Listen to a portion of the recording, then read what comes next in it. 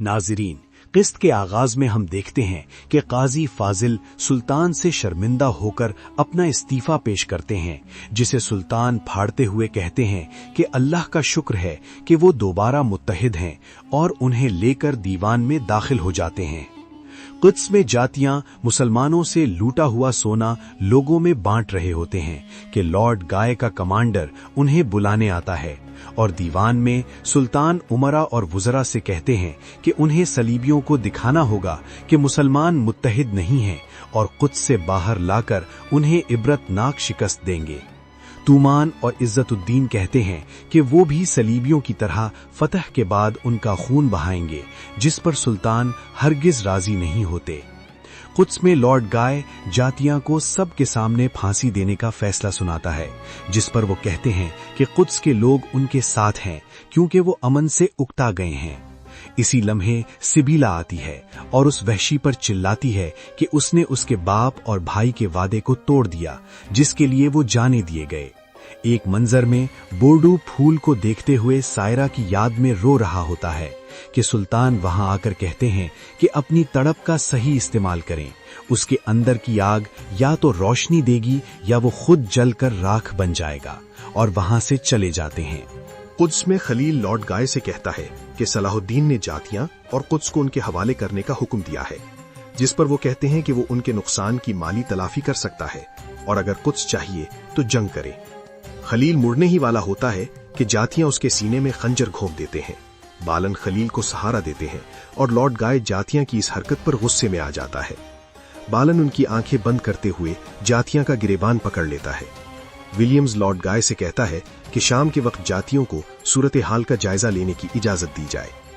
अगले मंजर में इमाद खबर देता है कि विलियम्स खलील की लाश के साथ शाम आया है।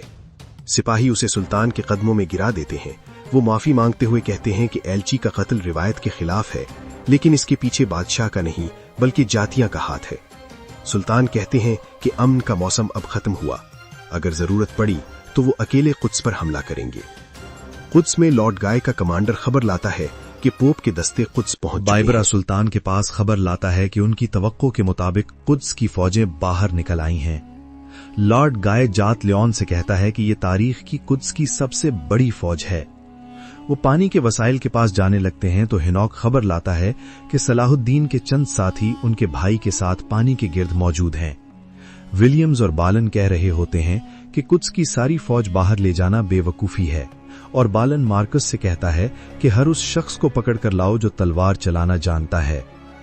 जात लियोन और लॉर्ड गाय उस जगह पहुंचते हैं तो चंद सिपाहियों की बजाय पूरे आलम इस्लाम को एक झंडे तले पाते हैं। सुल्तान अपनी फौज का खून गरमाते हुए काफिरों पर हमला करते हैं। अपने सिपाहियों को कटते और मरते देखकर लॉर्ड गाय दबे पांव भाग निकलता है। हिनॉक तुराब को शहीद कर देता है। जातियां बोरों का सीना चीर डालती हैं। सुल्तान भाई को पुकारते हैं।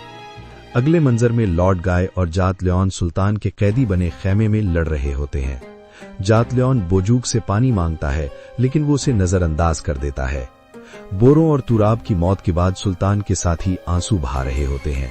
सुल्तान वहां आकर बोरों के माथे पर हाथ रखते हैं और उनके साथ गुजरे लम्हात याद करते हैं। फिर तुराब के चेहरे पर हाथ रखकर दुआ करते हैं। सुल्तान खेमे में जाते हैं। लॉर्ड गाय उन्हें देखकर रहम की भीख मांगता है। सुल्तान उसे पानी देते हैं और जातियां पानी का प्याला गिरा देते हुए कहते हैं कि वो नापाक मखलूक है जो नबी करीम सल्लल्लाहु अलैहि वसल्लम की शान में गुस्ताखी से बाज नहीं आया, और खंजर उठाकर उसका सर धड़ से जुदा कर देते हैं, जिस पर सुल्तान के साथी सुकून महसूस करते हैं। कुद्स में सिपाही खबर लाता है कि जातियां मारा गया। सलाहुद्दीन के साथ हलब और मूसल की फौजें भी थीं।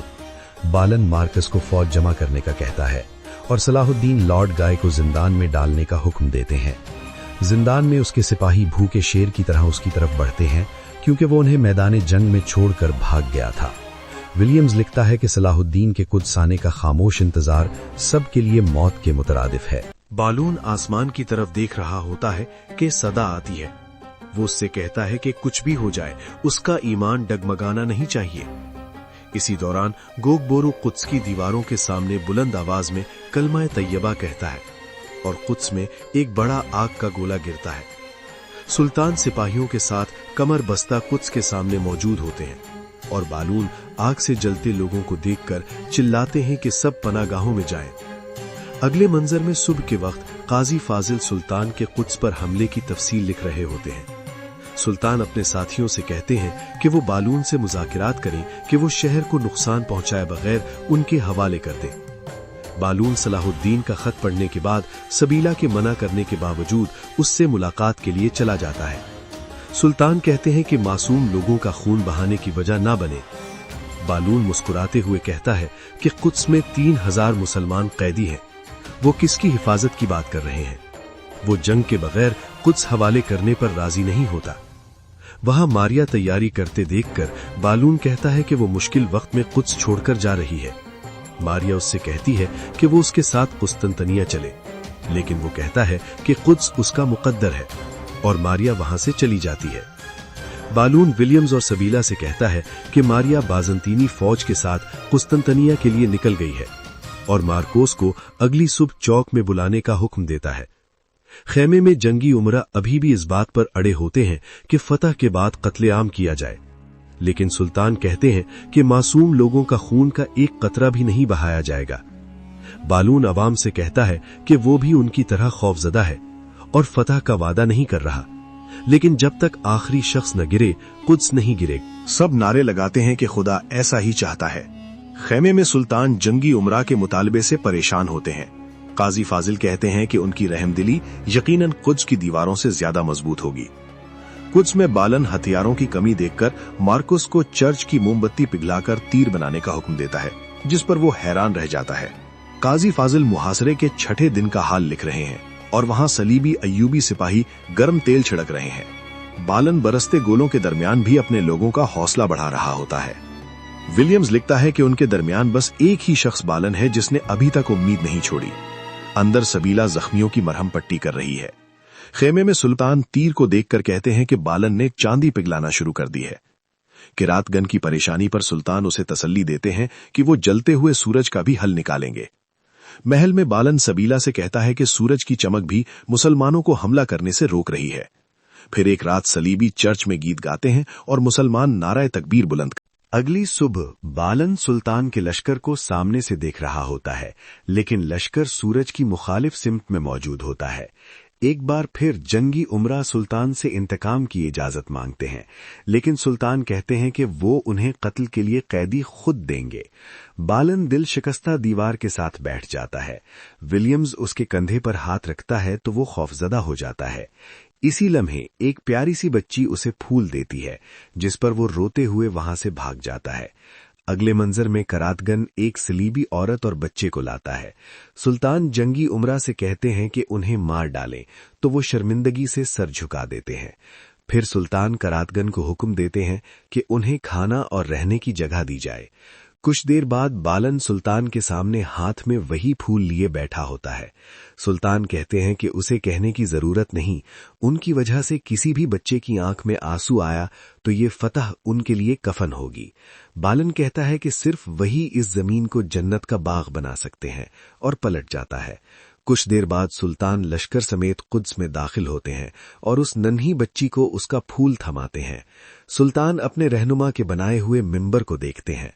आखिरी मंजर में सलाहुद्दीन अय्यूबी मस्जिद अक्सा के सामने सजदा रेज होते हैं और उनके पीछे मुसलमान के साथ साथ ईसाई और तंगरी भी खुदा के सामने झुक जाते हैं। नाजरीन, तबसरे में बताएं कि सलाहुद्दीन सीरीज किसकी पसंदीदा रही और आगे आप कौन सी सीरीज देखना चाहेंगे।